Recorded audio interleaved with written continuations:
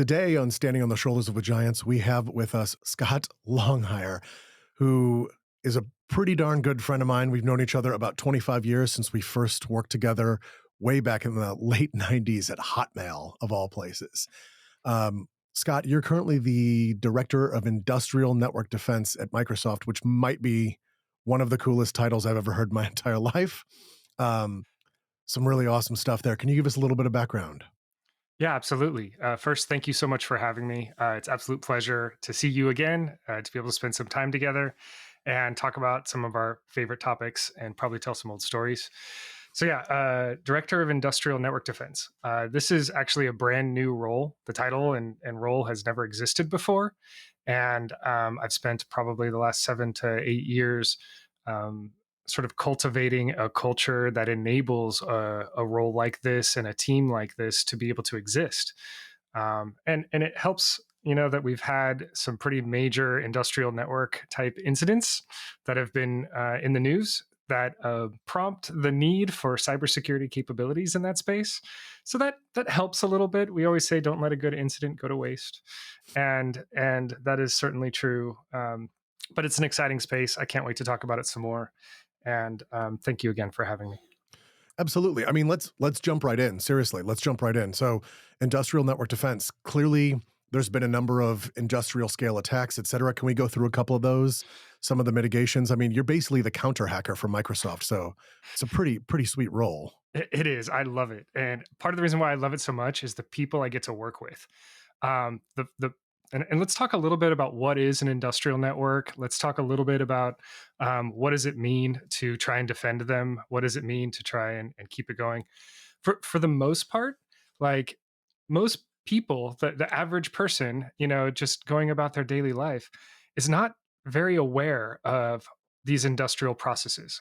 Things like water treatment, sewage treatment, the energy grid. We all know when the lights go out, and there's a power outage or something. And that's pretty much the only time we think about it. Or you see, there's a water issue in like Flint, for example. So, like, it makes the news when it goes horribly wrong. But when it's operating the way it should be, day in, day out, hardly anybody notices. So those types of operational processes also apply to a whole bunch of utilities, whether it's oil and gas or it's data centers, and that's the work that I do at Microsoft. We have enormous forces at play. We are dealing with massive amounts of air volume, water pressure, of course, electricity. Data centers are basically factories that turn electrons into data and move them around. And so think big factory industrial type complexes for all of these types of operational processes. And the protection of those is, I'll say, inadequate for the vast majority of the industries in the fields. So, what I find that's been happening, going back to what are some of the incidents? So, a couple years ago, we had an incident here in the United States where an oil pipeline, a major one across the East Coast to the Midwest, was impacted. Where what actually happened was a piece of malware, so a piece of software that's intended to try and get money from people. We call it ransomware, right? So this ransomware got loaded up on a couple of computers, and these computers were responsible for managing the pipeline, oil flow, oil pressure, and monitoring systems. And the people who wrote this ransomware, they were not even targeting this oil pipeline at all. Like, they weren't going after this industrial system. It's like I wrote some malware, I released it into the wild, and whoops, I slipped and disrupted the United States energy. Like, yeah, it was a Whoops. mistake. And so the side effect of a lack of cybersecurity defense of these industrial processes is, hackers and malicious actors that are spreading this malware and ransomware type things. They can accidentally disrupt these major industrial processes. So that kind of I'm going to call it neglect, right? Is something that we can't sort of stand for moving forward. We have to be vigilant and we have to be thoughtful and not allow like unintentional accidents of malware to disrupt our facilities, to disrupt our operations in that kind of way. I mean, even beyond that. So I hear exactly what you're saying. But even beyond that, You're saying unintentional. I'm saying, well, what about intentional too? I mean, because I agree with you. It's usually when the word crisis or disaster comes about, it's always when something that we take completely for granted absolutely stops working, just fundamentally. Usually, not every time, but usually, it's like if these things that we just happen to not think about on a day-to-day basis. I mean, I think New York is probably the most predisposed to this. When the trash men go on strike, I mean, there's no alleys in New York. It's effectively like they just pile up on the streets and sidewalks. So it's really not a joke, right? And that's one small example, but I mean, you're talking about like national level things that we need to really protect. Again, oil pipelines and the power grid, et cetera. This type of infrastructure is critical to say the least. Yeah, that's exactly right. The there are malicious actors that are targeting these infrastructures intentionally as well. So there was an incident not too long ago. It's been about a year and a half now, where a water treatment plant during COVID opened up a remote access capability so that the engineers could remotely monitor the water treatment because they weren't allowed to be on site. Too many people in the same location. They can't all be in the same control room that they used to be in together. So they're at their homes and they're trying to monitor, this massive water treatment facility from remote. And they had to enable some technology to enable that remote access and to be able to get those views and be able to do those controls. A malicious actor who didn't have a lot of negative intent in terms of, oh, I'm going to go hurt people or I'm going to destroy an economy or something like that, more curious, found this remote access capability, accessed it, and modified some of the chemical settings of the composition for the water treatment plant. Now, coincidentally, one of the engineers was monitoring the system at that time, saw the chemical level change happen in his monitor, and went, this is not appropriate, right? Now, the level didn't cause any damage. It didn't hurt any people. Water systems were not compromised in a major way or anything like that. But I mean, we were literally a couple clicks away from having, an entire water supply contaminated with potentially dangerous level, what are typically, very, very low level chemicals, at higher doses can be dangerous to people and animals and whatnot. So, that was intentional. That the attacker wanted to see what they could do, wanted to see if they could access it, modify the settings, see if anyone would notice. That's not accidental. That was targeted. Now, it was also a crime of opportunity, right? That person came along this remote access, situation and opportunistically took advantage of it. Um, on a far darker side, right? If you look at what's been happening in Ukraine now, Yeah. war brings out some of the most challenging threat actors on the planet. These people are serious. They're government funded. They're supported by major organizations, some of them legitimate, some of them criminal in nature. And they basically get the best of the best in order to figure out how to intentionally disrupt public systems. And by public systems, again, I'm meaning like water and electrical and whatnot. So it's one thing to say, I'm going to attack a bridge and blow up a transport, or I'm going to attack a dam, and that's hydroelectric. And we're used to these concepts around physical attacks. You hit it with a rocket, you hit it with a bomb, and it disrupts. But we're seeing far more advanced cyber attacks against those industrial complexes. And it rose significantly at approximately the same time that Russia was invading the Ukraine. And it was no coincidence, right? It was absolutely intentional. And it was targeted. But those attacks are now released into the wild, as we say, and they can be used and reused for other targets. Would you argue that this is sort of either the fourth or maybe even fifth, I guess, domain of attack? You basically, I mean, in standard warfare, you have sea, air, land, and then of course, um, with I still can't say it without kind of laughing, but with Trump's creation of Space Force, I just think Space Force is kind of funny. But you could argue that was either the fourth, but I mean, technically, you could argue that maybe that was the fifth, and that cyber, even though it hasn't been thoroughly acknowledged as I guess the fourth domain of war. I mean, we've been doing this 70s, 80s, and whatnot, especially the creation of the NSA and so on and so forth, where you basically have had some type of electronic, I don't know what you would even want to call it, either warfare or espionage. I mean, you could even argue back in the 20s when Hoover was bugging everybody's phone that at some point in time or another that this electronic world, cyberspace, if you will, sort of became that next level of not only warfare, but also something to be defended. Absolutely. In the United States, the multiple defense agencies have dedicated staff and personnel specifically for this domain. For this theater, as we call it, right? It's a cyber theater, and so if you look back in time, I could be mistaken, but I believe it was Roosevelt who developed Army Two. And Army 2 was developed as a support organization for primary army. And so that's where you would have a lot of staff that was associated with like cooks and chefs and clothing suppliers. They were part of Army 2. They helped the primary army, but they weren't, guns in hands out on the battlefield type of soldiers. But still, members of the United States Army. So they just called it Army 2. So Army 2 eventually those functions got absorbed into primary army and primary marines and so on, and became extensions of each of those forces versus a separate force. But that's how it originally got funded. So Army 2 actually got converted into cyber defense. Yeah. So it was, again, people not out on the front lines, but operating in a theater of battle. And this is where you started to see a lot more technology advancements. And this is sort of post Hoover, by the way.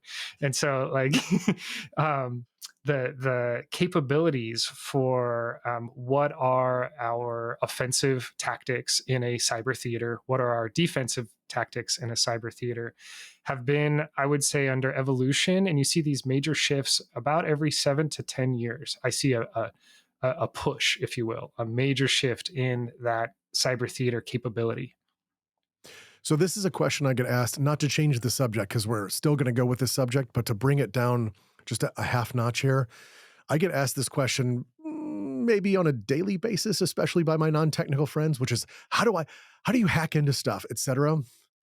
I'm always curious to hear other people's takes on this, and obviously, it's just a chat session, so there's no code that we can sort of show. But is there a way you can explain this to people in in using sort of plain English? Like, how do you and for that matter, of course, not only how do things get hacked, but also how do we defend against those types of things? Yeah, I'll do my best. There's a few ways, and I use analogies a lot. And so, as with any major discipline, there are different levels of skill sets, right? If you look at an electrician, you start off as an apprentice and you go through multiple years, or as a doctor, you start as an intern and you have an internship before you are allowed to do all the things. And so, we don't have that level of rigor for most hacking roles, but from a defender standpoint we have some similarities. The idea, though, is some of the most basic constructs around hacking aren't like what you see in the movies. They aren't what you might see on television with beautiful screens and crazy graphics and stuff like that. Although, oh, I'm blanking on the name now. Mr. Robot was actually pretty realistic. Okay, Of anything I've seen, that was very, very close. and there's a reason. Mr. Robot consulted with real security professionals Oh, in yeah. order to I use actually real know a couple. tools. I think you do as well. Yeah, that's right. I mean, I saw Nmap on the screen and I was like, Fjorder, what's up? You're on TV.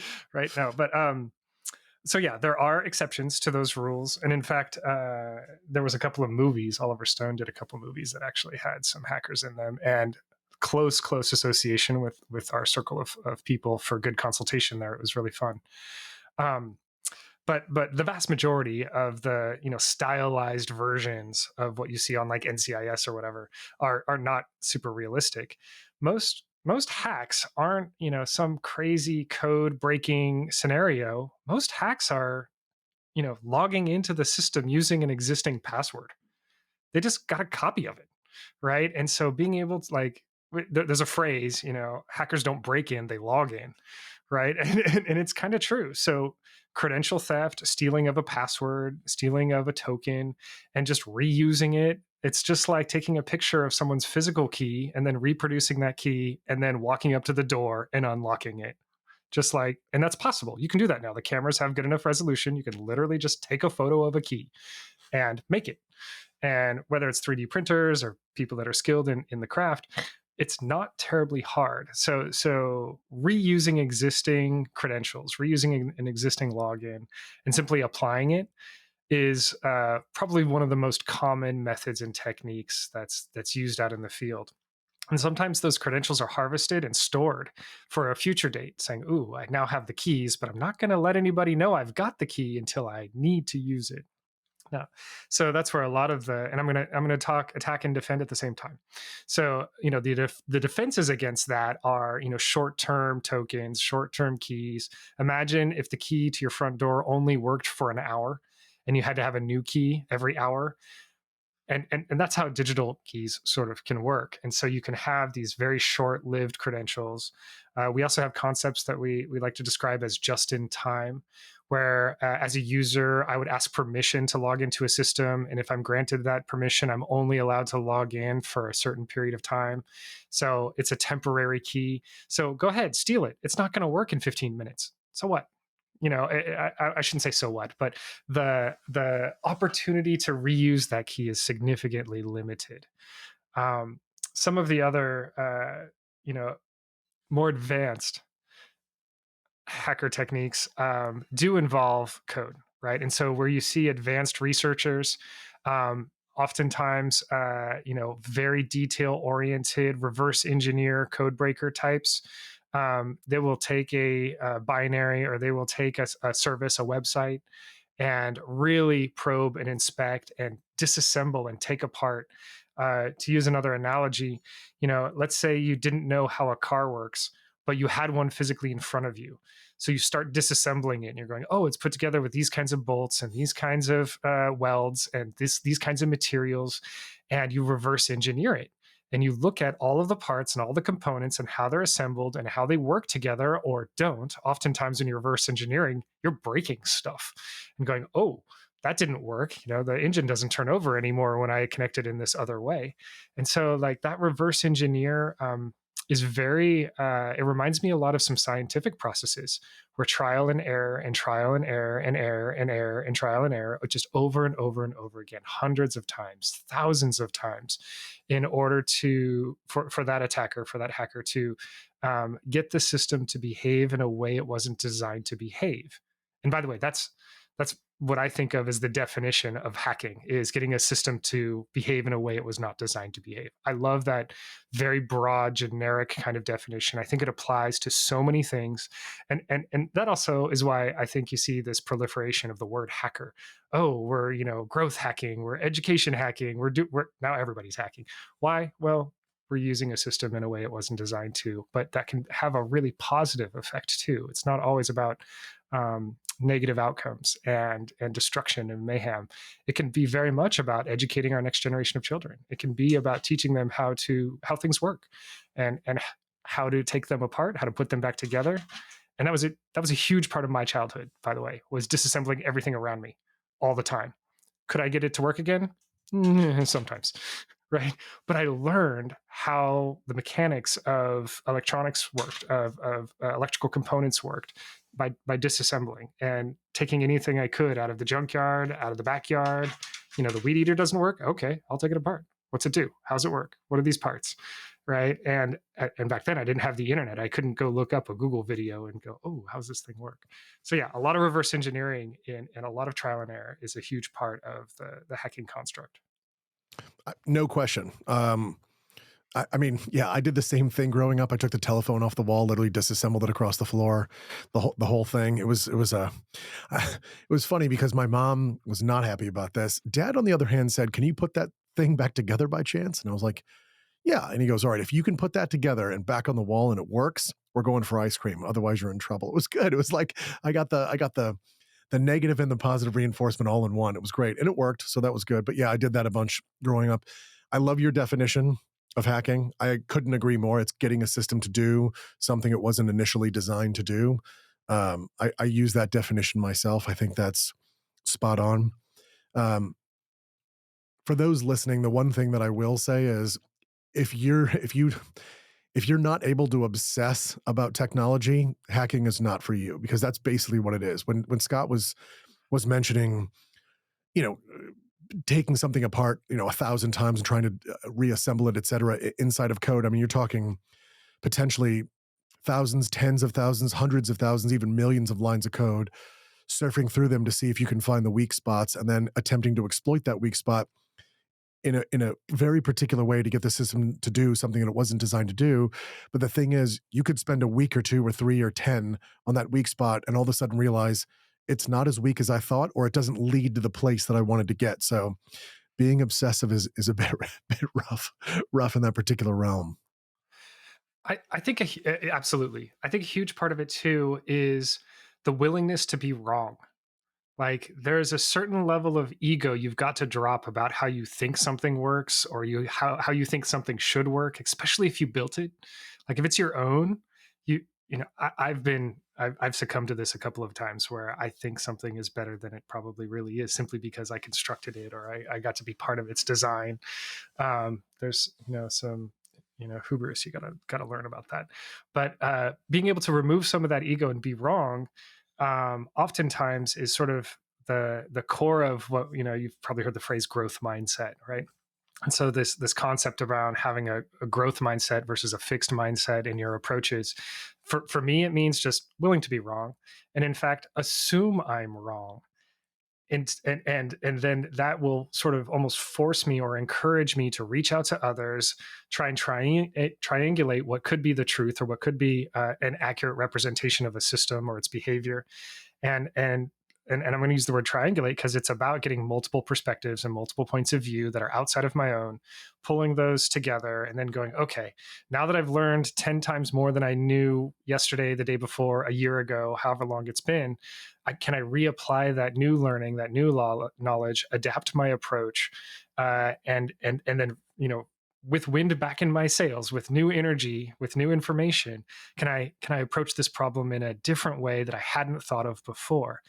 And I'm really glad we're talking about this. This reminds me, uh, I get asked a lot about how to enter the cybersecurity field. Ooh, it sounds super interesting. How can I get into it? But it seems so hard to get into, or it's like some sort of exclusive club, and I don't feel invited. And you know what? For It kind of decades, is. exactly right. And a lot of the security professionals actually had a lot of ego for a long time, and I've seen that change significantly in the cybersecurity culture. Um, but for decades, it was exclusive. It was I'm smart, you're dumb, get out of my face. Name calling, ugliness, toxic behaviors, sexist behaviors, Oh yeah. especially. And so that part of the cybersecurity culture really rubbed me the wrong way. And I'm drawn to some counterculture elements in terms of whether it's sexuality or anything like that. And so I have a lot of people in my friend group that are alternative in lifestyle, and so it really bothered me to see so much bigotry and hatred in that community. All right, going back to the topic about entering the field, though, I think there's lots and lots of different ways to enter the cybersecurity field now compared to when I was able to enter it, in the late 20th century. Um, and there's educational paths. There's college and classes and online, and you can do self-taught. There's a lot of programs out there, but I have found that one of the most important elements was creating a community, finding two or three other people that are also interested and maybe have a different skill set than your own, a different background than your own, and even just two or three people working together to further their knowledge and to test ideas against each other. Like, I'm going to use an example of Capture the Flag. It's a very common hacking game, and it is a game. You can find Capture the Flag websites where you try to break into a system and find a piece of data and steal it. And then it might be like a special code word or something like that buried in a file system. So you break in, you find the special code word, and then you reveal it to the game coordinators and say, "Is this the special code word? Did I capture the prize? Did I capture the flag?" And they'll say, "Oh yes, you're ready for step 2," and they move you along. It's very cool that way. So imagine trying to tackle that by yourself. right? And I'm going to say any one person is limited. So I'm going to say with the limited experience and the limited knowledge of a single person, no matter how much experience they have, right? Attacking that problem is challenging and perhaps even inefficient. But you bring two or three other people with you, and each of you have a different idea and different perspective, and you're inspired by something you saw either through the game or through the experience, or something from your background. Maybe somebody was a plumber and they knew how certain welds worked, and they like can cross pollinate that information into another domain. I call it crossing the streams. It's a Ghostbuster reference. So when you take Nice. two people from different disciplines and then they start crossing the streams of knowledge and information and going, ooh, maybe that thing that you learned in neuroscience applies to electronic networking. Oh, it does. There's some similarities there. Oh, but there's differences too. That's okay. Anyway, that cross pollination can be extraordinarily valuable. And so my number one piece of advice in that space is get a partner, get a small crew, pull two or three people together and just say, we're all here to learn. Are we going to do this together? Yes. That's effectively what I did in the early and mid '90s when the woo woo hacker group, et cetera. We all got randomly outed on TechCrunch, but regardless, um, that's basically what I did. I mean, you really can't enter the space by yourself, but you brought up several things there, and I think I can sum them all up with one word. For the folks listening, that word is DEF CON. And so basically, this is a conference that's held yearly for effectively hackers and security professionals, et cetera. It's been held forever and a day. Scott, I think the first one we were at, I think it was 98. It was either 98 or 99. Yeah, I remember going to like DEF CON 6. So that might have been a little before then, but it Yeah. was in The that first time one frame. we went to was after that. I think you went Yeah, even before I did. yeah. So that's awesome. But regardless, this is an interesting conference. And the idea is if you do want to get started in cybersecurity, or this is something you're just interested in general, DEF CON's probably a place to go. And again, bringing together a bunch of different people, especially today with everything being remote, you can really find a crew that can help you learn and help you get into this type of space, et cetera. The one thing I will say is security is a very interesting but somewhat frustrating discipline. In order to break something, or for that matter, to defend it, you actually have to know it, I would argue, at least as well as the people who built it, and sometimes even better than the people who built it. So you're not just a software engineer. It's like, well, I not only understand the code they wrote, but I understand its context in this huge domain of everything else that's running in and so on and so forth. But regardless, DEF CON was pretty amazing. Do you want to give people some background on DEF CON and getting crazy in Vegas? A bit. It's kind of interesting because DEF CON has like a formal group that organizes it and manages it. And, Jeff Moss started this thing a long, long time ago, trying to get some people together. And there's this like official DEF CON crew, and they've got their goons, which is like the physical security staff, and they make sure that things are operating smoothly and people aren't misbehaving too badly. But there is a lot of misbehavior activities that happen. Although I think some of that's calmed down a bit with the amount of visibility that has come to DEF CON. I think we're on like DEF CON 30 or something like that now. It's been around for like 30 something years. And I so mean, if I recall correctly, even in the mid 2000s, like Vegas was literally put on alert. Like, hey, there's a huge amount of computer security people and electronic security people, both black hat and white hat. That's both good, both the hackers and the hacker defenders descending on Vegas. Like casinos were literally put on alert yeah, across the board. I don't think they did that in the '90s, but I think once it spread wind, it got out there pretty quick. it was close. I remember seeing the first poster at, I want to say DEF CON 10, where there was a physical poster put up at an employee break room for a casino. And it said, be aware, there's a major conference happening. Don't give anybody your keys, your badges, your cell phones. Don't access your bank accounts. It had a whole list of things that employees are not allowed to do in phone systems. There was a lot of phone hacking. And so Oh yeah. there was some notices that started getting circulated, and of course we were on missions to remove them and and disrupt them, change them, and whatnot. A lot of that was harmless hacking, I would say. Like no one was out trying to hurt anyone or cause any sort of major human damage. But there was a lot of information theft and seeing what you could get away with. Could you pretend to be an employee of a casino? Could you get into a back room? Could you access a system? There were some talks of some people that were trying to modify the fountains at the Bellagio for a while there. They were trying to figure out I how to remember access that. that system. There was some theft. I do recall quite a bit of theft. There was, theft of satellite dishes off the tops of casino roofs and dropped into the pool of the Alexis Park. That was a good one. Yeah, I think I remember that one. Someone was a trained helicopter pilot and somehow managed to get, I think it was like, I could be wrong, but I think it was like the Sprint tower dish, and then pulled That's literally right. the whole dish off and then dropped it into the I guess it was Alexis Park. And what was It that? was. That would have been DEF CON 8 or 9, something around there. Yeah, yeah. And Wow. and but a good chunk of the event during the day is, people sharing their experiences, their knowledge, their research, and oftentimes dropping what we call O-Day, 0-day exploits, meaning that the vulnerability in that particular service or software had never been released before. And so everybody loved to come to DEF CON with their latest and greatest security research and drop their O day and impress everybody in the crowd. And everybody's like, ooh. And then, like, that day, they would grab that exploit. Let's say it was in, oh, I don't know, Office, back Orifice was announced at DEF CON as a great example. And then they would try to use that exploit because no vendor had been patching for it yet. It hadn't been fixed yet. It wasn't released.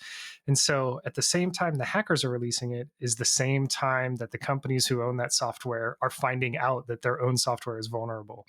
And so there was a lot of surprises that were happening, and that caused some lawsuits and some other things too. Yeah.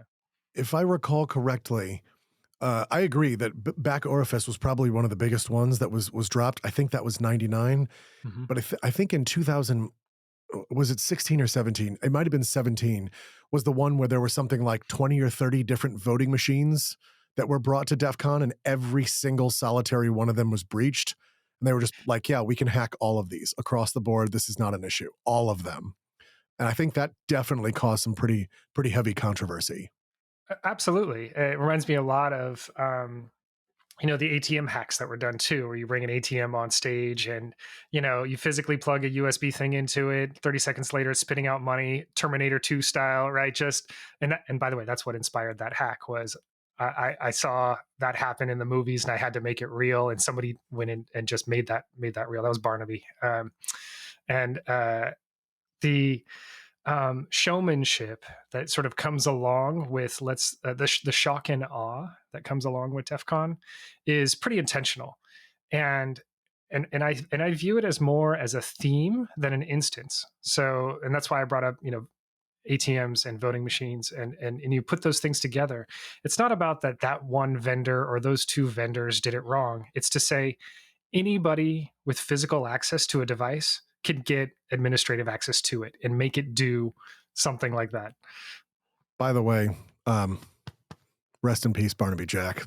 That Yeah. was a good call out. But yeah, I feel bad. But he had some amazing hacks when he was around. Anyway, Yeah. you were saying Yeah. No, Barnaby was an influence for lots of us. He worked on medical devices, pacemakers, to ATM machines. He was hardware hacker extraordinaire and inspirational and influential for multiple communities. And so it was amazing to be able to work alongside people like that, or at least see their work and understand bits and pieces of what they were sharing. But yeah, we, you know what, and you're touching upon something. Barnaby passed away, and there's actually quite a few people in the cybersecurity community that pass before their time, as we say. Um, this field is difficult. It's challenging. It's filled with misfits, miscreants, and alternative folks that have come from completely different backgrounds, non traditional experiences, and in many ways have lived really hard lives. And that takes its toll.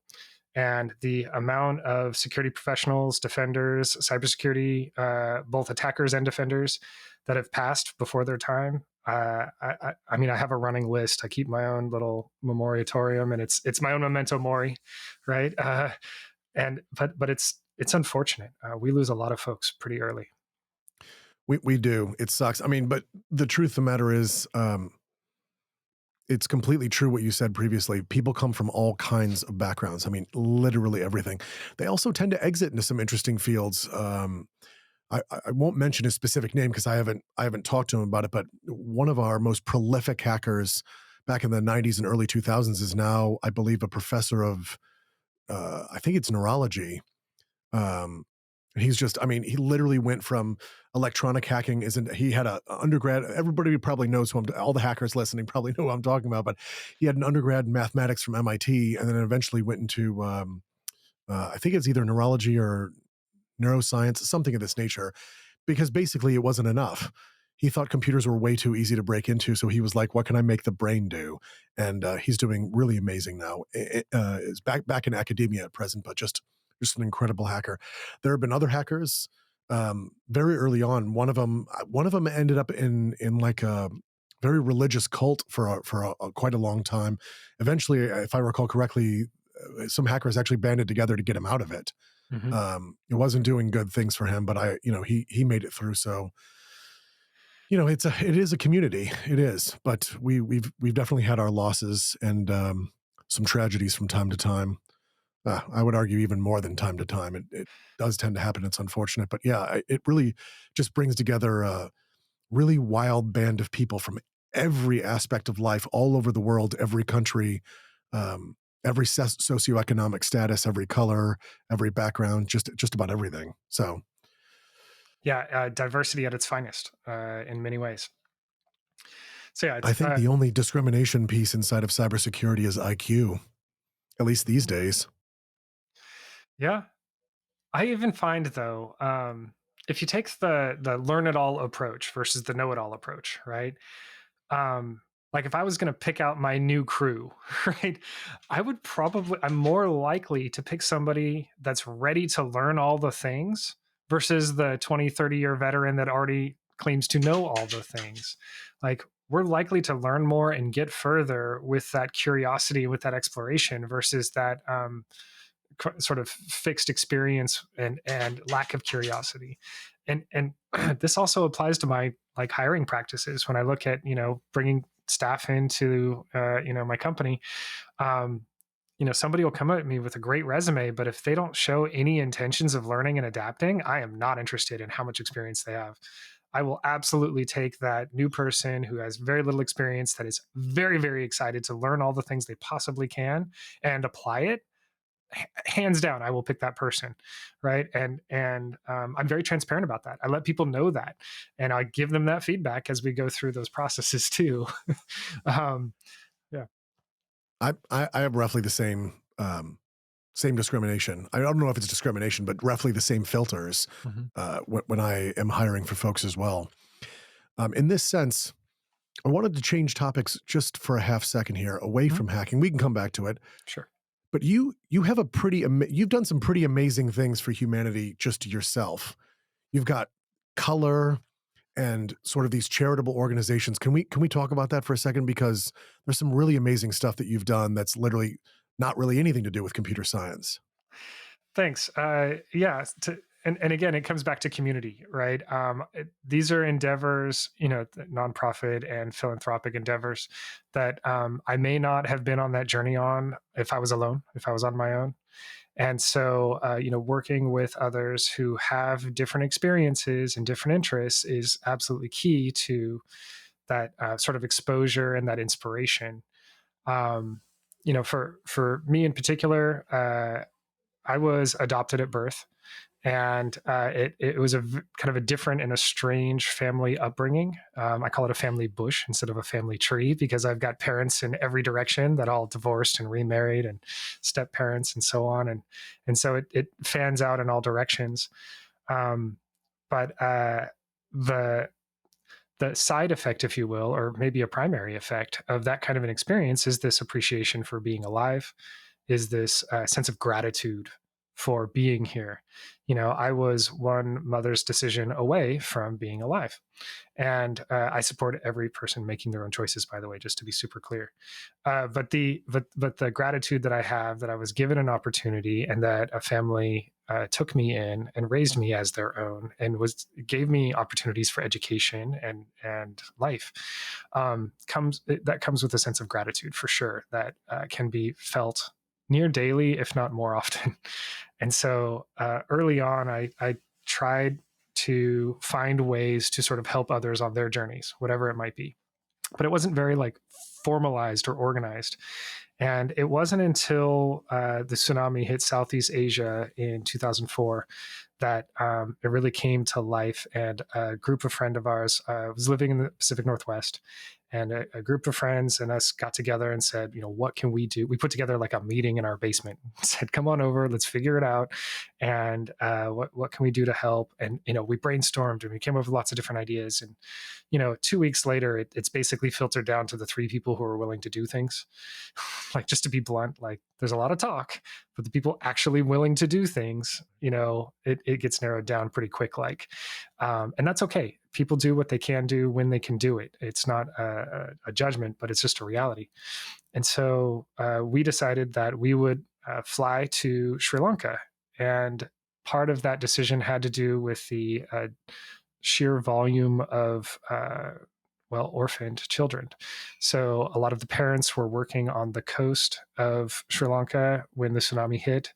They owned and operated hotels and restaurants and beach communities, a lot of tourism, and those are generally family owned. And so you would have entire families of adults that were essentially wiped out in one wave, and all of the children were further inland going to school. And so you had this large portion of the population that was deeply impacted. Sri Lanka was further away from the epicenter of the earthquake that actually started the tsunami, and it didn't get as much attention in the news as some of the other places did. And so it wasn't getting a whole lot of support, public support. However, I found out a little later that the US military was heavily involved in Sri Lanka. They were there almost immediately, providing fresh water and helping clear debris, and honestly, some pretty nasty situations. And Shout out to the U.S. military. I mean, they get a bunch of flack for things, but I don't think that these are the types of things that don't end up making the news as often as they should, because they're also quite a force for good in the world. So that's right. that's great to hear. So when we show up and we're the second Americans they've ever met, and the first ones were U.S. military, and quite honestly, a lot of the Sri Lankans thought I was a ghost because I'm very white. I have very blonde hair, and they were like, "Are you alive?" And so they literally thought I was a ghost. It was great. And I had You are a little bit pale, my brother. You're a just a little little. pale. You're blonde hair, blue eyes, but still. Yeah, yeah. So it was fun, but the culture welcomed us, right? And what we did is try to find ways for the culture to help themselves, right? So instead of us trying to be saviors, it was, how can we help them rebuild themselves? And so buying local, using local labor, doing everything locally versus importing a bunch of stuff was what we quickly learned was the way to go about it. And um, we sort of fell in love with the place and the culture and the people. And so we ended up investing in longer term programs, not just a single cleanup, but saying, what can we do long term and we thought of ourselves as sort of like second responders. Like first responders are triaging, injured and really nasty situations. Second responders are like rebuilders. So we decided, let's build a school, let's build a medical facility, let's build anything we can, but more importantly, let's have them build it so it's theirs. And so we partnered, and we were able to find properties and be able to work with locals, and it became its own community of sorts. Um, we had gone over to Sri Lanka a couple of times, the first time we were there for a couple of months, right? And really get that thing off the ground. And so we're going back and forth a bit. And we had thought about like, hey, should we be partnering with a nonprofit organization, or how should we go about this? And we sort of explored for a while. And this was quite a while ago. And finally we decided we might as well form our own nonprofit. And so we decided to create our own organization with this type of charter in mind, with that kind of second responder mentality. But it spanned beyond just disaster relief. It started turning into long-term education programs and medical support and food support programs, and that and again, shout out to a little bit of the US government. They saw what we were doing, responded to our request to create a nonprofit, and immediately helped. They're like, here's the paperwork you need to fill out. Here's how you can be tax exempt. And in fact, they allowed us to retroactively have that status for all the work that we had already been doing. Like, it was really cool. Yeah, Wow. it was impressive. And, we had this moment of like, wow, we're getting supported. This is cool. And that's a big deal to me, being supported. When you feel seen, when you feel supported. Um, I mentioned, my gratitude by being adopted and whatnot, but it also came with a lot of independence. The When I turned 18, I was on my own. I was figuring it out, right? And part of that was choice, but part of that was not. And so there was just limited support from my parents, and and even from those parents of those around us. So we didn't have a lot to leverage from a generational perspective, whether it be wealth or support or community. So we had to create it ourselves. And a lot of that was done through art communities. A lot of that was done through nonprofit community. But it evolved and has grown. It's still in place today. We still do work. We expanded and started doing work in Thailand for quite a while there, helping with orphanages and whatnot, especially near the Myanmar border. And most of our work has been foreign.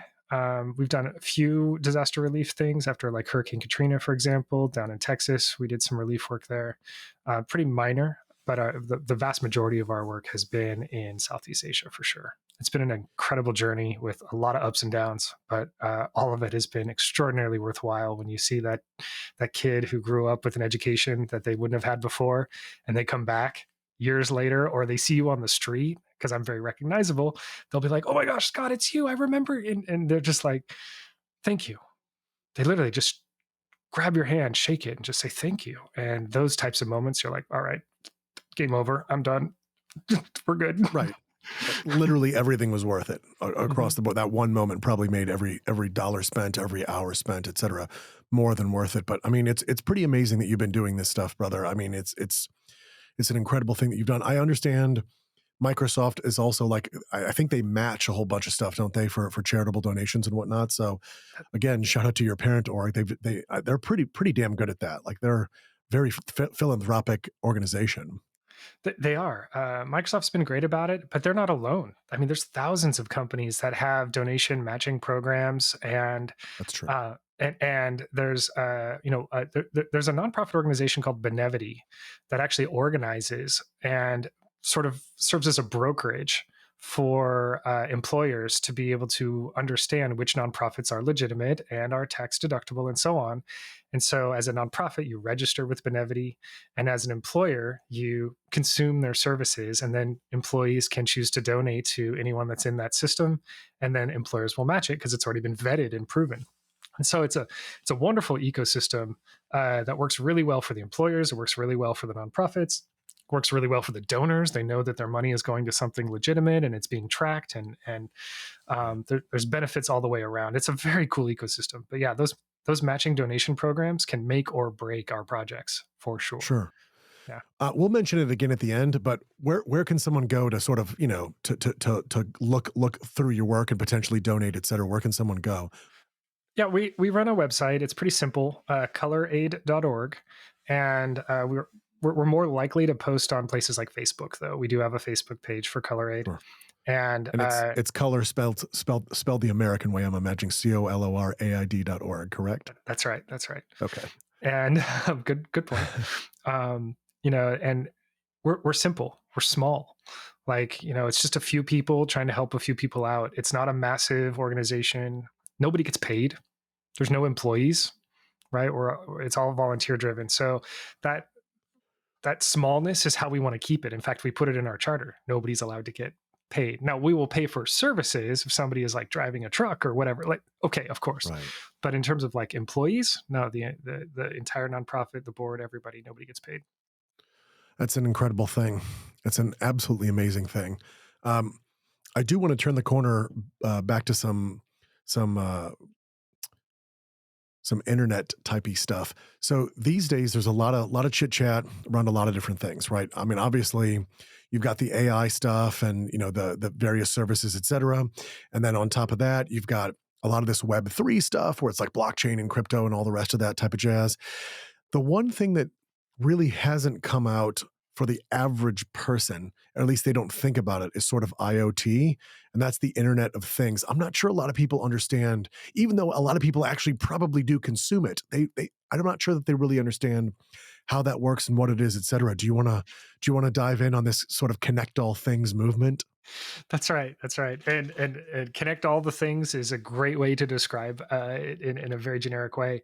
Um, and I'll just say I'm not an expert in IoT, in Internet of Things. I know some things. I know enough to be dangerous. I know others that are far smarter and more experienced in this space than I am. But at a really broad level, I like to describe it as all of the devices that have some form of connectivity that's basically not your typical workstation, phone, or server, right? And that basically means everything from coffee makers to refrigerators, to voice assistants or speakers. All of these always on, always connected type of assets, these types of devices, I think is just a way to over summarize all of the Internet of Things scope and landscape. And um, it's been around for a while. Like it's not super new. A long time ago, we used to call them embedded devices, right? And Right. it was a fancy way of saying it's got a circuit board, right? And it's built in. And then we started plumbing, network interfaces like Wi-Fi or Bluetooth or some other wireless protocol. Sometimes it was proprietary, sometimes it wasn't, right? And so these connected devices were, manufactured by, the company that wanted to make a more advanced device, the coffee maker, the refrigerator. And to be super clear, these companies aren't tech companies really. So for them to try and design and manufacture a circuit board, a motherboard, a chipset, a network stack, a cloud service for it to communicate with, I'm just going to call that risky at best, right? And it would be like me trying to go build that automobile, and I've never manufactured an automobile in my life. And sure, I know some parts, but really, you want me to go manufacture that and put that on the road?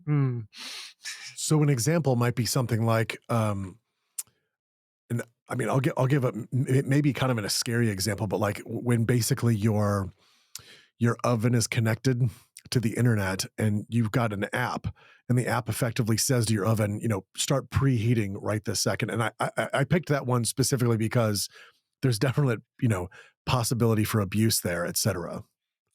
But Yeah. that's one example of an Internet of Things. Besides the other ones, like you could have like an Alexa or uh, I can't remember what the Google ones are, but like the Google little home devices, et cetera, Mhm. or even just about anything. A famous one is like a Nest, like your actual temperature control is connected to the internet. You can do everything via the app, et cetera.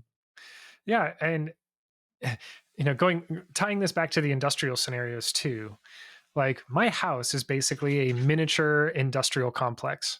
My sprinklers are connected to my Wi-Fi, right? I have a solar system, I have batteries, I have an electrical grid attached to the side of my house that I can control from an app on my phone.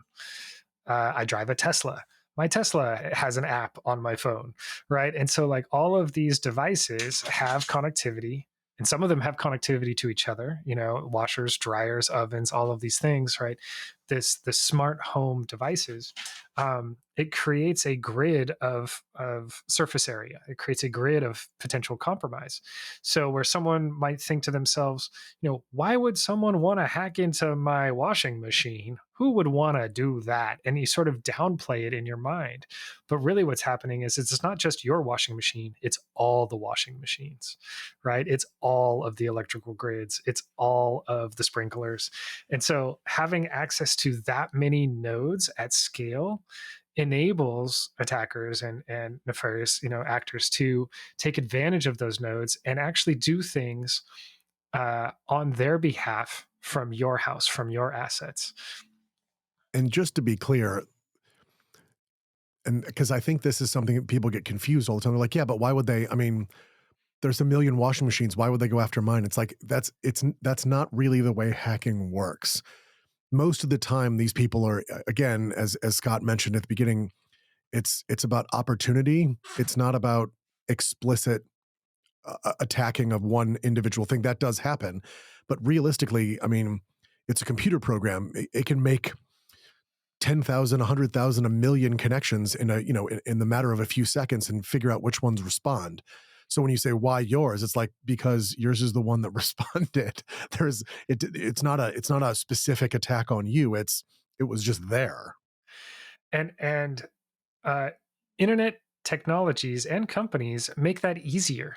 Like I can type in a very specially crafted Google query right now, and it's going to spit out a list of all of the washing machines running a particular version that are already connected to the internet, and I can plug that into my kit, my toolbox, and say, okay, of the 30,000 ones that I found in North America, I'm going to go ahead and exploit 10,000 of them, and I'm going to load up my little piece of software, and then that little piece of software is going to go attack, let's say, a government agency or an electrical grid or something that is far more damaging. And it looks like it came from your washing machine instead of their house or their network. And leveraging that, I call it surface area, but leveraging that footprint, right, is a lot of the intentions behind those distributed attacks is to make it very, very hard for defenders, right? So if I'm defending that water treatment plant, and I'm getting attacked from 30,000, washing machines across the United States, okay, I can block that, I think, but who do I go after? What am I going to do? Call the police and say I'm under attack? The washing machines are out to get me? Like, what do you do? And so it makes it very difficult for attribution, right? To be able to attribute that original source, that nefarious actor. And so they don't want your washing machine, they want all the washing machines, right? And so it's not about you. Good point, Dave. Like, it's about all of them. Well, it definitely makes sense. Speaking of this sort of, public and private sector attacks and whatnot, um, it looks like there was a memo released. Was it this month or last month from the White House? There was something released That's having to do with this, and it looks like we need to take some action here, or at least someone does. You want to talk through that? I do. If you don't mind, I'd like to tell a little story. I think some background would help a No, lot. absolutely. Let's definitely do that. Okay. I'm gonna turn on the Wayback Machine. I'm gonna go back in time. Now, and so if you look at sort of the advent of the internet, like how things originally got connected, we go back to U.S. Defense program like ARPANET, Advanced Research Projects Agency Network. This was in the 1960s. They sort of built the original roads, as you will. Like I'm going to keep using my car analogies here. Bear with me, right? They sort of built the original internet roads, and they got some things connected between some universities and some cities, but it was really a government controlled network, and it was for government purposes. Let's be clear. We were dealing with the Cold War. We were worried about missiles. We had to connect systems in order to defend our country. That's how it got funded. I think it was a $60 billion adventure in the 1960s. Like it was huge. So anyway, they built some of that road infrastructure that eventually became the internet. And you fast forward into the mid 70s, and you've got folks like Dr. Vint Cerf and Bob Kahn, who sort of created the first versions of the Transmission Control Protocol, TCP. And TCP was basically the first like vehicle standards, right? And so, oh, wheels must be this wide. They have to have these certain capabilities and features to be able to drive safely on roads. TCP became sort of the fundamental vehicle for how we get information around the internet and international standard. And it's hard and takes years for international standards to come to life. And these folks put in some really good efforts around that. Again, very sort of government funded and government centric. You fast forward a few years later, and you get folks like Dr. Paul Makapetris, I believe it was, who did domain name service (DNS). Like this is in the 80s, and in a way, domain name service for the internet is like the drawing the maps and providing directions. It's the GPS for our computers on how to get from one place to another. They give kind of like instructions on here's where you need to go, um, and then I you've would got argue I would argue we have two GPSs. We've got domain name service for the end users, and then for us nerds, we've got BGP on the back end. and But and and B, that's yeah. nerd talk. No, no, you're absolutely right. BGP was a huge part of this too. Again, invented I think in the late '70s, at least the first version of it. I treat BGPs like zip codes. It's how you get Well, I from think one zip code to another. But yeah, it's true. I'm not sure if it was 70s. I know it was EGP in the 80s, and I don't know when actual BGP well, succeeded EGP. Anyway, whatever. We're talking about nerd stuff. It's basically how you traverse the internet. right, right. It was 1994 that BGP4 became like the Yeah. standard, right? So it was early '90s, and that modern version of the protocol basically enabled all these cars on all these roads to get to all the places they needed to be, and all those cars are information, right? It's all of our computers and mobile devices being able to connect from one place to another. Okay, in the '90s was when we saw this shift. ICANN was formed, right? The Internet Corporation for Assigned Names and Numbers. It was a nonprofit, and ICANN was formed in order to sort of create some governance over who's allowed to have what addresses on the internet, like still using my roads and addresses kind of thing. But that's not a government agency, right? And so if you There was look definitely across. some nasty nepotism in that agency, especially early on, but whatever. Oh, yes. No, I'm not saying it was a great agency. What I'm saying is it wasn't government owned. And Correct. and so if you look across the late '80s, mid '90s, 1990s, you saw this shift from ownership and governance from the US government to private sector companies, nonprofit organizations, and that sort of unleashed the internet on the population. We all got to participate in it. And ISPs started flourishing, and all internet service providers. When I say ISPs, so the AOL and the dial up industry went huge in that time frame. CompuServe, That's Prodigy. right.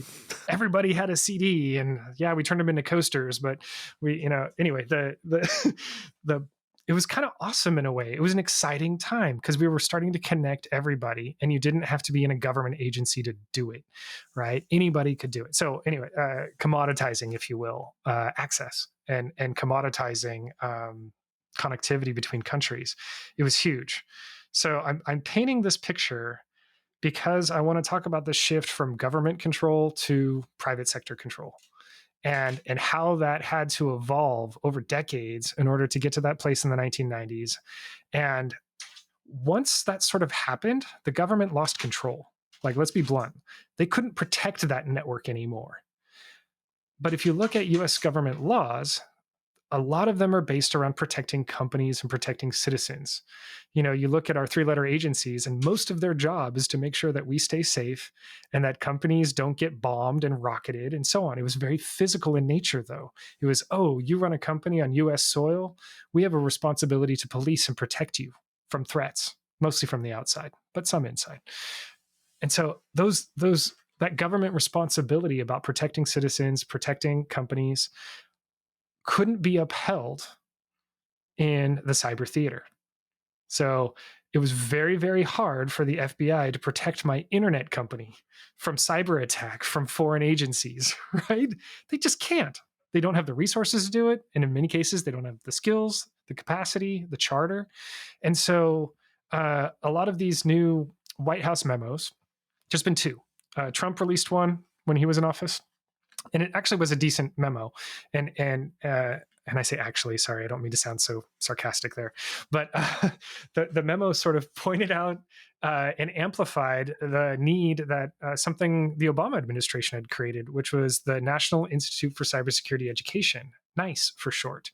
And this was a framework and a formula with funding in order to add cybersecurity education materials and programs for both public and private sector to be able to consume and take advantage of, which was amazing. So here we have governments coming in, providing resources, advancing the education, and in a way, they sort of started the movement with dollars to say, "Hey, companies, you're going to need to protect yourself, and we're going to do our best to protect our infrastructure too, and provide some form of support for you to protect yourselves. But you're going to have to train and educate your workforce." In fact, Jeff Moss wrote one of the original papers for the Department of Homeland Security for the need for cyber defense education. Jeff Moss being the founder of DEF CON that we were speaking about Sounds, earlier. yeah, spot on. It sounds right. Right. And I got really, really interested in these papers. Right, I wanted to understand how are we advancing cybersecurity education because it's a people problem. How do we educate people and put them in roles that enable appropriate levels of defense? And anyway, I'm very excited about these frameworks. I get very excited about these programs, and I try to encourage people to look them up and find out how they can participate. They hold public conferences. Anybody can go to them. And if you're a company or an individual and you want to learn about it, you can learn about it. If you want to contribute to the body of knowledge and you can contribute, you can run classes. It's very open. And I love that element about it. Okay. So, Obama did some funding with NICE. Trump amplified the need for government regulation. And this is not something you typically hear from that side, right? They needed some government regulation around cybersecurity defenses for US population and infrastructure. It became a critical infrastructure memo. And it was how do we protect our water? How do we protect our sewage? I keep bringing up sewage because waste is a huge deal for ecological impact.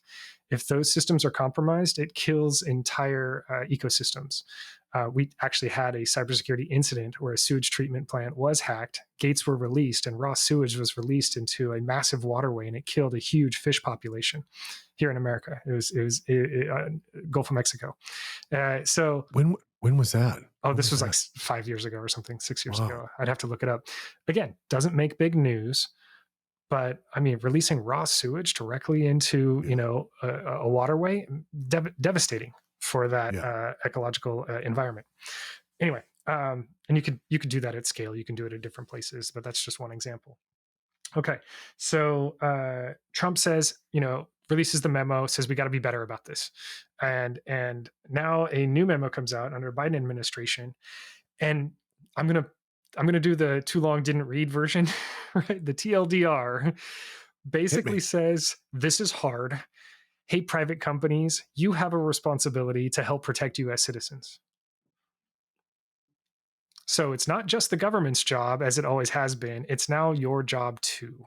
Now, what does that mean? Okay, there's lots more work to do. There's frameworks to be rolled out. There's more information to be shared in this space.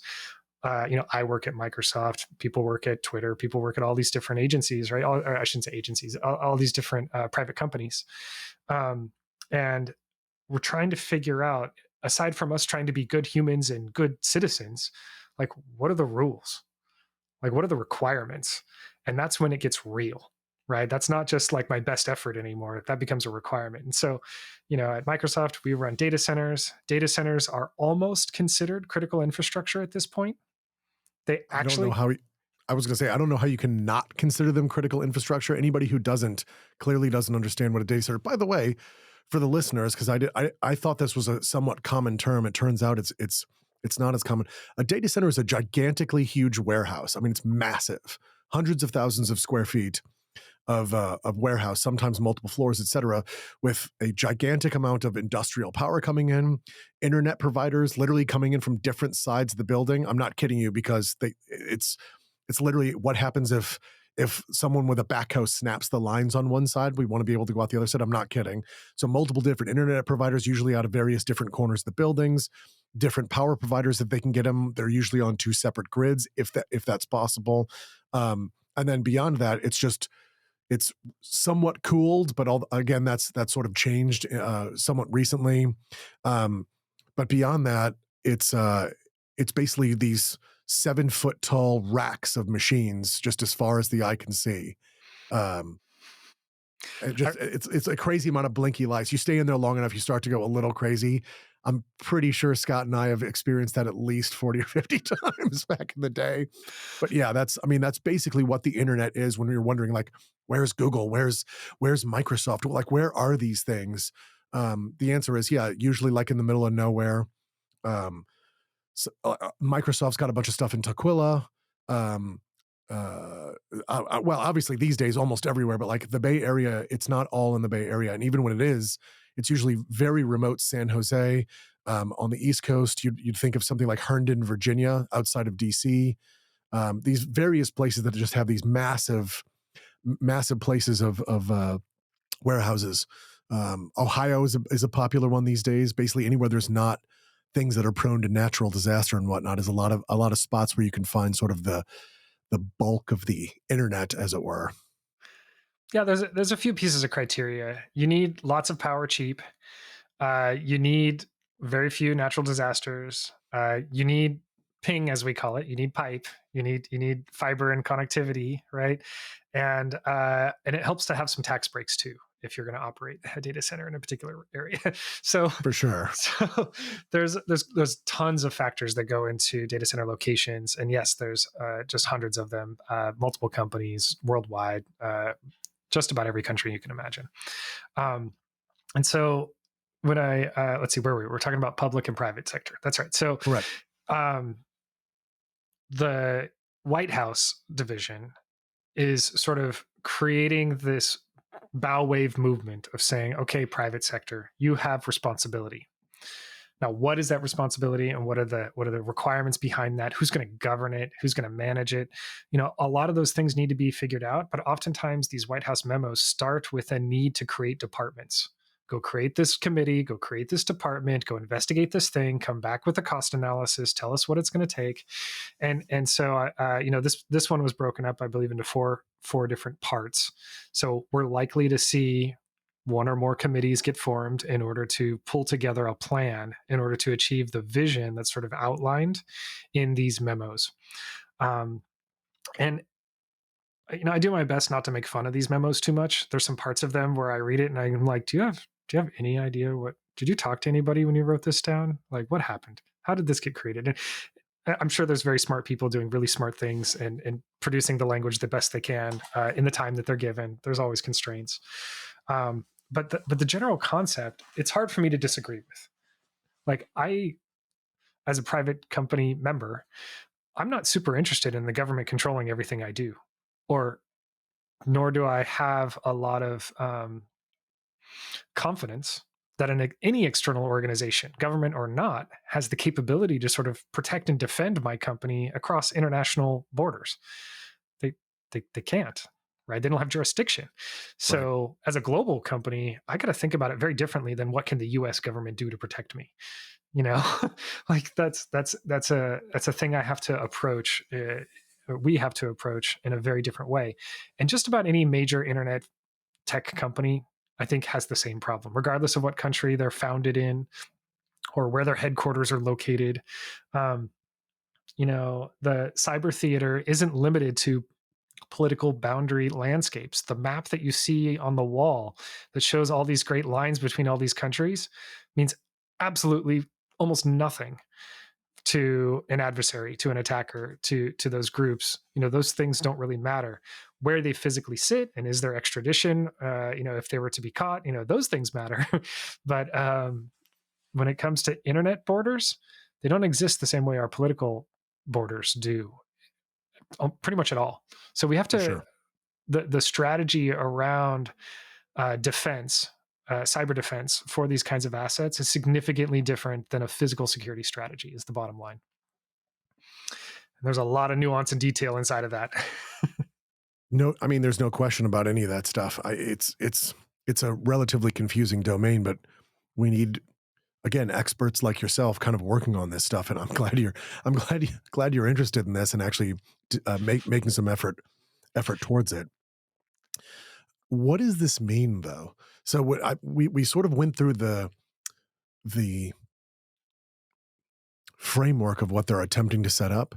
What does this mean for Americans, or for that matter, humanity? Well, like how do we internalize this as human beings going forward? I I think it is fundamental. It almost goes back to one of our first conversations here. It means it's about collaboration. Nobody can do this alone. No one agency, no one company, no one internet service provider, no one backbone provider, no one anything is really going to be able to effectively defend alone.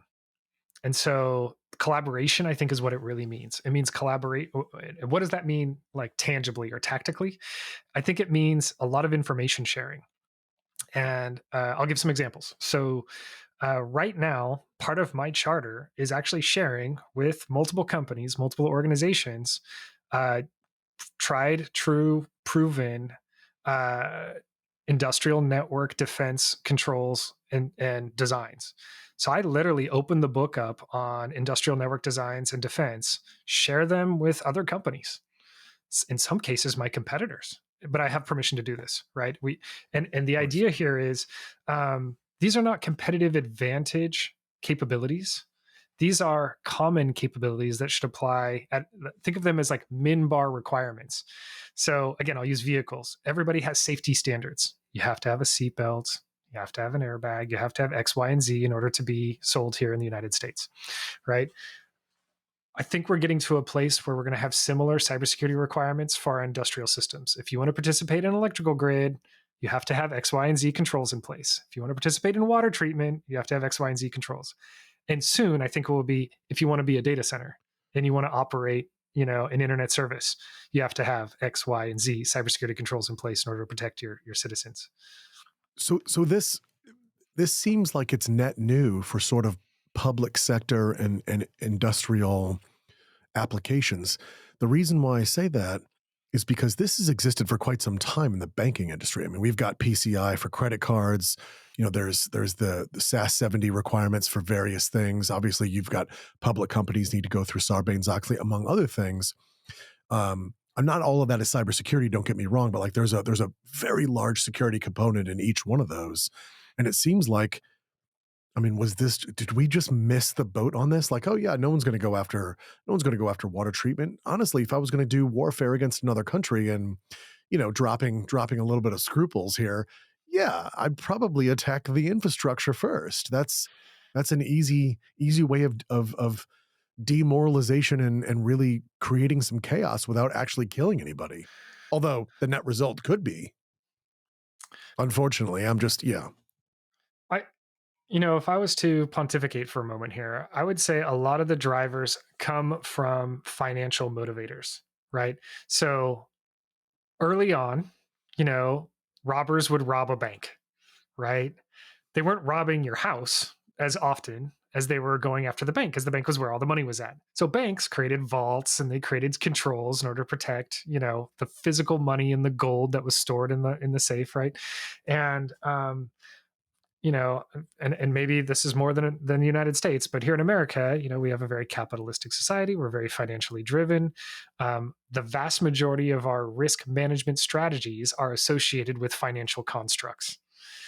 You look at the insurance systems, you look at the banking systems, you look at any of our financial transaction systems, stock exchanges, so on. Like, all these financial systems are a lot of where our risk management strategies were developed. And so it was how to protect money, how to save money, how to prevent money from leaking or being stolen. The Superman 2 scenario of, stealing a couple of cents off of Superman 3, my mistake. That's right. I'm a big fan of that one. Okay. Right. And it was a hacker stealing, change off of the end of every transaction or whatever and collecting that. Richard Pryor doing that hack. It was great. That's right. Thank you.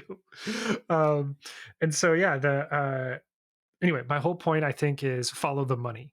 And if you look throughout history, a lot of it has been about how to protect money and how to protect your money, how to stop it from being stolen, and so on. And so, where we had large financial institutions and transactions is where a lot of the risk management and cybersecurity defensive and compliance requirements started coming to life, because there was all kinds of fraud. So, but you look at water treatment, there's not a lot of money in water treatment. People aren't making billions of dollars like you do in the oil industry or like you do in some of these other industries off of water treatment and sewage treatment. But you look at things like incarceration systems, they're quite profitable. You look at things like energy, electrical, specifically around oil and gas. For the energy sector, very profitable. So risk management techniques and therefore security control, cybersecurity control techniques are applied in order to protect those processes, business continuity. It was all like all cybersecurity around those financial systems and those energy systems was sort of predicated on the need for business continuity because every second, every minute, every hour of downtime was hundreds, thousands, millions, billions of dollars. Okay, that gets the attention of any C-level exec at any company when they're like, I'm sorry, what? A cybersecurity hack? If it disrupts my business for more than 4 hours, I lose X number of millions or billions. Now they start investing in cyber defense. So I wouldn't say it was missed. What I would say is it was focused, right? Those cybersecurity controls were focused on those particular energy industries in order to protect those revenue streams, in order to protect those processes. Okay, now that we see attacks that directly impact human life, even though it's not financially a smart move in order to protect a water treatment system, we know it's the right thing to do, right? And so you end up injecting cybersecurity controls in that space where it historically has not had the same levels of investment that you would see in like oil and gas and other places. So that's my soapbox standing pontification on perspective there. Now we're catching up. The industrial side is catching up. It's in the news. When I say it's in the news, I mean the hacks are in the news, and the fear is sort of real. Like we're sort of scared, especially if you live on the grid, as we say, and you're dependent on public water, you're dependent on public energy, you're dependent on public waste, and so on. If you have dependencies on those systems as an individual, as long as they're working, everything seems fine. But again, when they break down, you mentioned New York with the trash situation, like great example. It's very tangible. It's in your face, and disease starts becoming a problem. If we don't have clean water, like the ripple effects of a lack of clean water in a densely populated urban area is huge. And we see this with electrical too. Take a heat wave and the power goes down, people die. I mean, that's Yeah. just bottom line. They can't cool, and anyone who's susceptible, are having health problems and potentially die. So the seriousness of these industrial systems has sort of been pushed to the forefront now that they've started being connected. And what I mean by that is I'm going to tie this back to the IoT conversation. So the Internet of Things. Internet of Things type of technology has started to get applied to industrial scenarios. And I'll use some examples. So take like a power meter. Most people have some sort of power or energy meter like on the side of their house where it shows you how much gas you're consuming or how many kilowatts of energy of electricity you're consuming. So these power meters have gotten smart. And what I mean by that is they've now attached an embedded device with its own network connection that can communicate wirelessly, just like a mobile phone. So most of the new power meters getting installed on the side of your house or at a data center or at a water treatment plant have a network connection and they They phone home. They literally just did that. I'm talking 3 or 4 weeks ago for my I think it's already done on my power, but they just did that on the gas meter. The guy literally came to the door and he's like, "Hey, I wanna put this thing on there." And I was like, "Great. Do what you gotta do, buddy. Whatever you need." But yeah. And so there's multiple positive effects for that. Like some of those drivers literally have to do with driving. So instead of someone physically driving around in a vehicle, checking the meter, writing it down in a logbook, taking it back to to headquarters, and then creating a bill for you, now it's always connected. We always know, that utility provider always knows how much water you've consumed, how much power you've consumed, and the bills are all automated. And it's like magic happens. People aren't driving around checking meters when you have smart meters installed. So those smart meters are independent communication systems. They don't connect to my home internet. Like I'm not the internet service provider for them. They've got their own wireless network. They pretty much are like mobile phones. They've got their own connection. They've got their own operating system. They communicate with some cloud node and communicate data back. And the utility provider can also update those meters, change the settings on those meters. So, meter is an example of a read only operation. But let's talk about a write operation where you can perform a config change. Let's say the meter is more than a meter and it's a valve and it can turn the system on or off. Let's say you don't pay your power bill. Now all they have to do is let the automated system kick in, say, "Oh, Scott didn't pay his power bill for, month of March. Starting on April 15th, we're going to turn off his power." And and the smart control system has the ability to do that. Right. Instead of going to like the local power node and physically disconnecting the actual uh, uh, oh, current from your house, they can That's just right. do this remotely. So you can do it with power, you can do it with water, you can do it with, gas, you can do it with anything that you connect a smart device to or an IoT device. So we sort of nickname these things industrial IoT or IIoT, right? And so these industrial IoT, though, again, imagine a gas company. Do you think they're really good at designing operating systems and cloud services and encrypted communication nodes? It's not their forte, it's not their skill set. Did they maybe hire some third party to build that for them and then bolt it on to their system? Very likely. As cheaply as possible, of course, with as little effort expended as possible, Yeah. among other things. It's always the I, I mean, we're talking about these one things, but it's always the scariest thing when they're talking about the space shuttle. It's like, yeah, the space shuttle was built by the lowest bidder. It always just freaks me out every time. But basically, we're talking about the gas company not being a software company, but yet them being reliant on software and these Internet of Things devices that they almost assuredly had no hand in designing, that they outsourced to a third party, didn't really have the ability to sort of like, do penetration testing and the various things that we would do as counter hackers to make sure that these things are safe and secure and reliable. That's right. Quite a few years Yikes. ago, yeah, I started cracking jokes that I said, I wish we called it the secure Internet of Things, because maybe we would have gotten off on a better foot than just the Internet of Things, right? Like if we had put some design work into ensuring that these types of devices have security control capabilities built into them by default that then enable like a utility company to be able to turn on encryption for communications or turn on multi-factor authentication in order to perform that valve change to turn power on or off or water on or off, right? Like these are some of I call them the basics, right? There should just be some fundamental basic security control capabilities that are applied to any of the IoT or IIoT classes of assets. And some companies are better at this. By the way, I don't mean to paint this giant broad brush stroke and say, oh, all IoT is bad. No, there's actually some companies that are developing IoT products and platforms with security in mind and trying to use security as a market differentiator for selling their product. And it's starting to percolate and resonate with utility companies and with device manufacturers, and more so, I think, in the consumer space. Like consumers are concerned about their TVs listening to them, right? And about their smart speaker, being hacked and, being leveraged to like access their shopping cart or whatever. And so the consumer space, you see more investments in cybersecurity control capabilities, but it's still under the management and control of the provider. It's not like as a user, I'm accessing the security configuration settings of my television, right? Like it's just done by Samsung. It's just done by Sony. They own all those settings. I mean, yeah, maybe if I dig deep into the menu somewhere in my TV, it might have something like that. But I mean, like, have you looked at the privacy settings on Facebook?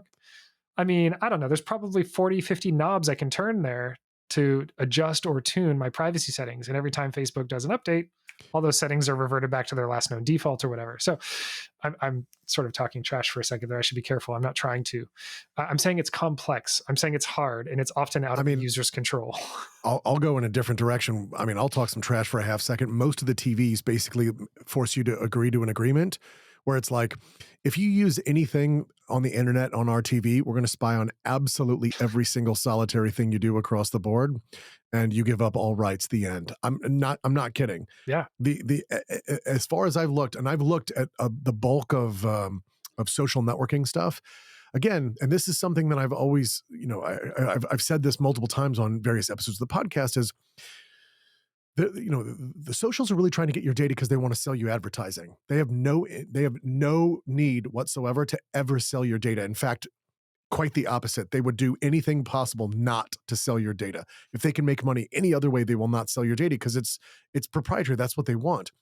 Whereas the TVs, it's like, no, they're definitely going to sell it specifically to the cable providers and everybody else and sort of that ecosystem outside of there. So yeah, I mean, personally, I'm not a huge fan of the internet connected TVs. Some of them are pretty interesting though. But I use like an external box with much more much I basically I don't hook the internet up to my TV. I hook it up to a box that goes into my TV, and then the box itself is actually much more toned down. You can, by the way, you can do that with like an Xbox or a PS5 or whatever. Like you can use that as your smart TV. They have almost all the apps and everything. So just an FYI for folks out there. But you were saying, Scott. Yeah, no, no, it's a great point. Um, kind of in a nutshell, there, it's privacy and cybersecurity are complex for the consumer, and as companies, as providers, we need to do better in terms of protecting those consumers and I'll bring it back to the industrial scenarios and protecting those utilities, right? Especially where there isn't a known, experienced set of disciplined cybersecurity professionals in that field. So back to crossing the streams, Ghostbusters style.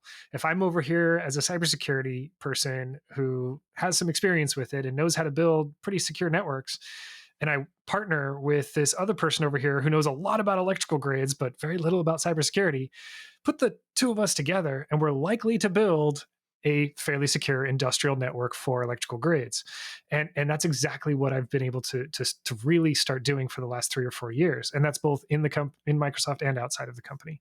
And so this partnership has extended to collaboration with the device manufacturers, the people who make the power meters, right? Think, Schneider Electric and Siemens and Rockwell. These are major companies that manufacture industrial devices that are in use. You might even see these names in an elevator or in a building, where you see, oh, Schneider Electric built this elevator, Westinghouse. These these Yeah. these are industrial manufacturers, and they produce lots and lots and lots of different kinds of devices. And the vast majority of them now are creating these devices that are now internet connected. And so we're trying to really partner closely with them and show them how to inject cybersecurity control capabilities into their network connected devices and how those can participate in an ecosystem where I, as I'm a consumer of those devices. I buy them, right? So as a consumer of those devices, I can ensure that the way that I own them, operate them, and maintain them is done in the most secure way possible. But I need these devices to have certain capabilities. And if they don't have these basic capabilities, I can't go configure them. If the power meter doesn't have encryption as a feature, I can't turn it on. And Right. so, like, that's where I'm sort of joining forces, sometimes with my competitors, where we're saying, hey, there's some common ground here where we just need some basic security controls. If we go together and push on the vendors to produce those things, we create a demand signal that's large enough where they start producing those features. And to be Nice. clear, these companies are actually interested in changing. I'm not trying to say that they're resisting us. I've been meeting with these companies, and in the last few years, quite a few of them have been investing in dedicated cybersecurity workforce talent as employees in their companies.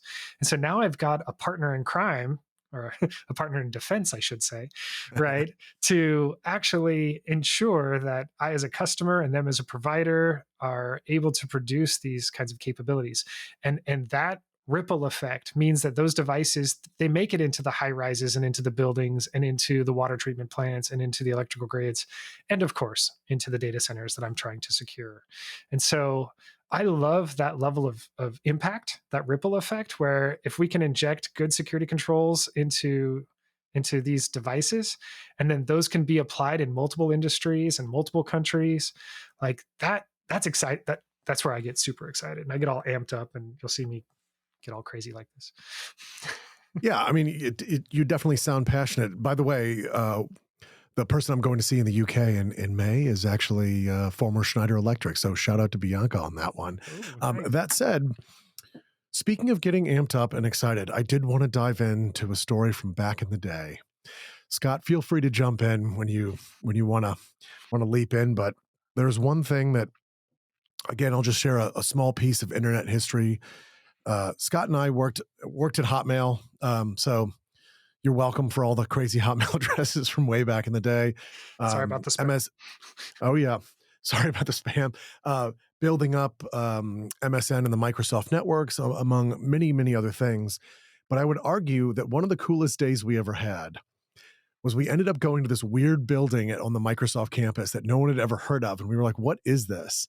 We walked in there and there were these guys asking us, all right, how do we build this sort of global network? And we've got all these servers and everything like that. And we were like, well, we already have all that stuff. What are you looking to do? And they were like, yeah, you know what? Instead of this, why don't we just show you what we're building? And then, maybe you'll get a better idea. And so we walked into this room and there were 4 controllers laying on the ground and there was a prototype Xbox. Now I think it was the first gaming device with an actual Ethernet port that you could literally hook to. It was definitely the first major one, but it was clear. It wasn't black like the original ones where it was absolutely crystal clear. You could see all the parts inside of it. There were 4 controllers, and then what we ended up doing was we played 16-way Halo before this thing was even released. And I got to tell you, that was one of the best experiences I ever had. I was in absolute shock almost the entire time about, I can't believe we're going to be able to do this. Like LAN parties have taken on a completely different story now, which is where you hook up computers and play games. Now you could just, now there's 4 players on like one machine, 4 different quadrants on a TV. And then beyond that, you could hook these things up. So it would go 16-way. And they were like, yeah, but that's one way of doing it. But what we really want to do is build this service called Xbox Live. And that way you can we're going to hook up every game all together. And so that was sort of the birth of I think it was the birth of basically console level online gaming. I know it already existed for computers, but do you remember doing that? That was unbelievable. Oh, I absolutely remember.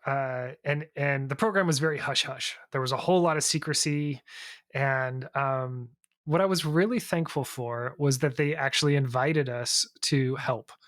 Right? If and this again, crossing the streams, you get a bunch of gaming people and a bunch of console people to try and build a network. They're probably not gonna be super great at that, right? So the fact that they pulled us in as networking people and said, "Hey, we're trying to build this network. It's going to be complex. It's going to be hard. We need low latency. We need high bandwidth." These were commodities that were a bit hard to come by at the time. A lot I of think people I were remember I think I remember us literally convincing them you need to use UDP, not TCP. And they were like, well, what? But TCP is what the internet runs on. We were like, it's not what you want for gaming. right. And for those listening, one of the main differences between TCP and UDP is UDP is sort of one way, where you just sort of fire a whole bunch of information and hope it makes it. Where TCP is sort of two-way, where there's a handshake and a negotiation, and are you sure you want it? And it's this big, and can you accept that or not? And so TCP has more delays, more latency, and anybody who does any gaming knows that latency is kind of the enemy. And so you want high speed, low latency scenarios for gaming. And you're absolutely right. Like we got on that console and we were like, the lag time here makes this nearly unplayable. You probably need to move forward with UDP. And this is before UDP had forward error correction, right?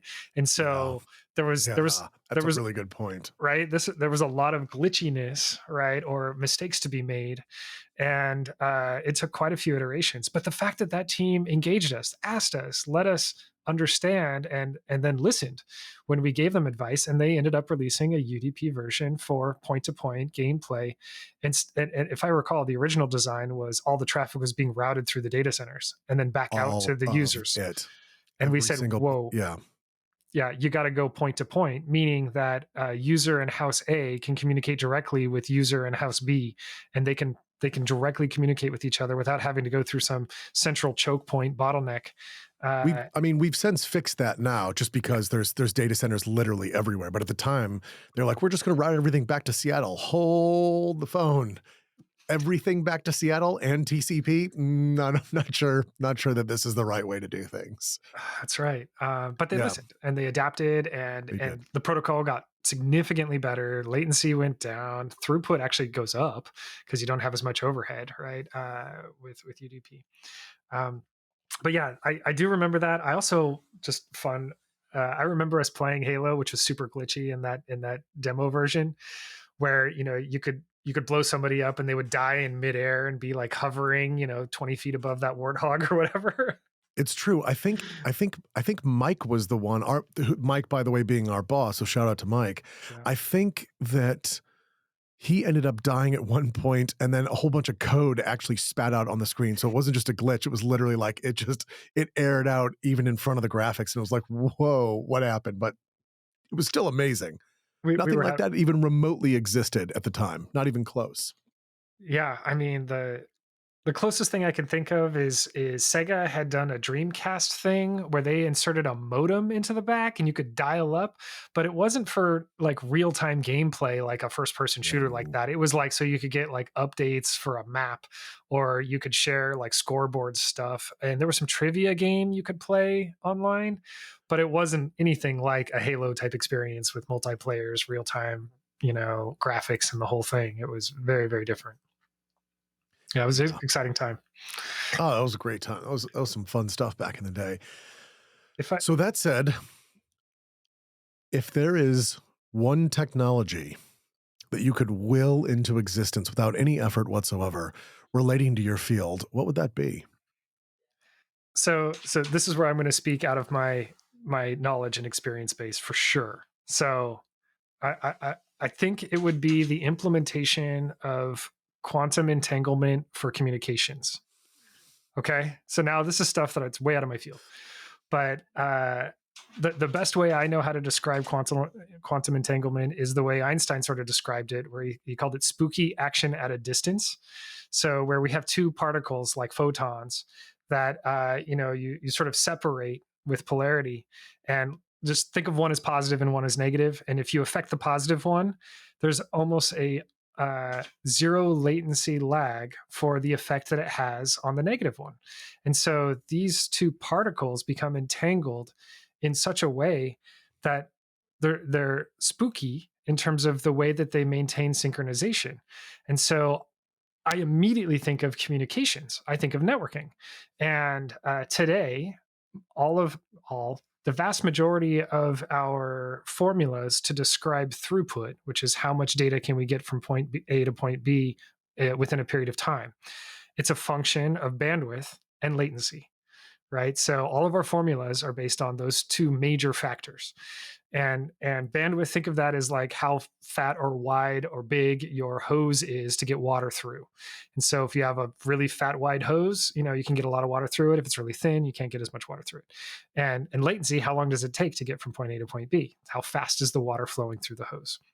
And so the quantum entanglement concept sort of takes latency to zero.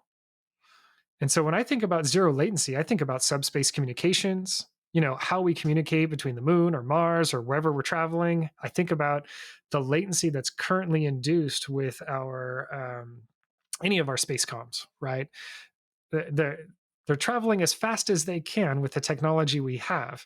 But imagine a zero latency communication system or near unmeasurable zero, right? I think that To would be significantly. clear, yeah, to be clear for the user, the speed of light is not, or sorry, for the listener, the speed of light is not as fast as you think it is. Basically, it's a full second. At the absolute speed of light, it's a full second to get from the moon to the Earth, and I believe it's 7 minutes from the sun and back. And again, we transmit these things roughly at the speed of light. It's not quite, but it's pretty damn close to the speed of light on Earth as well.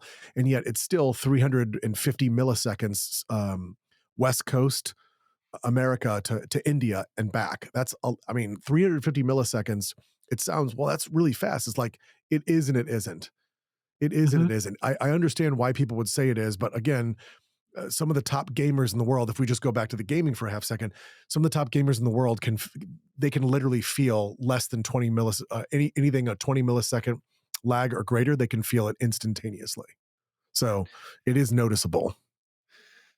So when I think about an advanced technology like that, perhaps taking advantage of something like harnessing quantum entanglement as a method to communicate with near zero latency, that would change all of our formulas and all of our equations for how we handle bandwidth and throughput. And so that's exciting to me.